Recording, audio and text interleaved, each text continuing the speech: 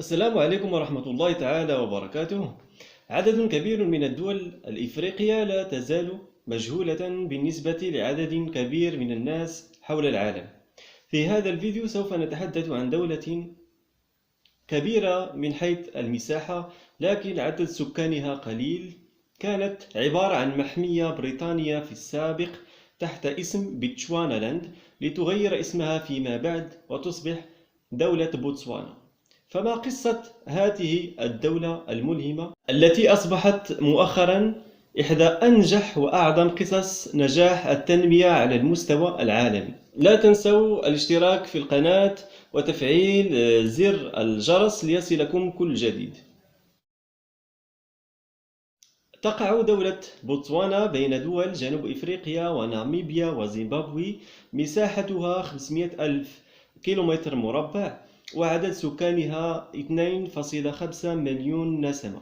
وعاصمتها هي مدينة غابورون التي تبعد بحوالي 15 كيلومترا عن دولة جنوب إفريقيا. كانت دولة بوتسوانا من أفقر الدول الإفريقية، حيث كان نصيب الفرد من الناتج الإجمالي هو 70 دولارا عند استقلالها سنة 1966. كما أنها لا تتوفر على أي واجهة بحرية، الشيء الذي ترك مجموعة من الخبراء للحكم عليها بالفشل، كما أنهم في بعض الأحيان أمروها بالانضمام إلى دولة جنوب إفريقيا. لكن خلال 30 سنة التي أعقبت الاستقلال، نقلت بوتسوانا نفسها إلى مصاف الدول المتوسطة الدخل، لتصبح إحدى أسرع الاقتصادات نموا حول العالم، بمعدل بلغ 9% خلال الفترة الممتدة بين 1966 و 1999.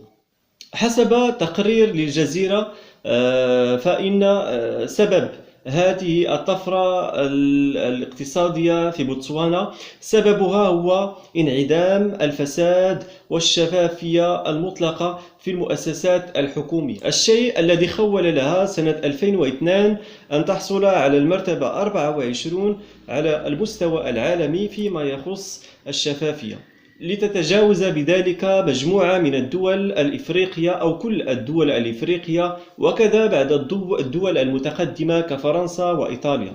ولا تزال إلى اليوم متربعة على العرش، أي عرش الشفافية حول العالم. للألماس كذلك دور كبير في ازدهار الاقتصاد البوتسواني الذي اكتشف سنة 1969 من طرف شركة ديبسوانا البوتسوانية للتنقيب عن الألماس، مما اضطر الحكومة البوتسوانية للمطالبة بالنصف من حيث الأرباح، وتمكنت من ذلك في الأخير. التحدي الكبير الذي كان يشغل بال بوتسوانا أو حكومة بوتسوانا فهو كيفية استثمار الأرباح في تحقيق التنمية المستدامة في هذه الدولة الفقيرة جدا، مما اضطر الحكومة البوتسوانية تأسيس شركة التطوير البوتسوانية سنة 1970، واستثمار ما يناهز 30% من الناتج الإجمالي في البنية التحتية والصحة والتعليم. واستطاعت النجاح في هذا التحدي لأنها تمكنت من تسيير هذه العوائد المالية بكيفية دقيقة وبشفافية تامة. اليوم أصبحت مدينة غابورون إحدى أهم المدن الإفريقية، أو المدن التي يتم فيها بيع الألماس على الصعيد العالمي، وظهرت معها الفنادق الفاخرة وكذلك البنية التحتية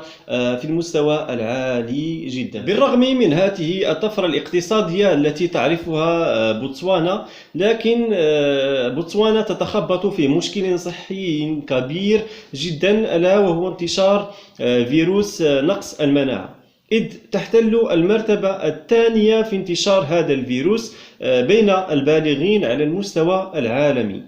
هذا هو فيديو اليوم أو موضوع اليوم. نتمنى من دولنا العربية أن تسير في هذا النهج، وأن تتخلص من كل مشاكل المحيطة بالنمو الاقتصادي وبالتنمية الاقتصادية في البلاد، على الخصوص الشفافية وكذلك محاربة الفساد والرشوة.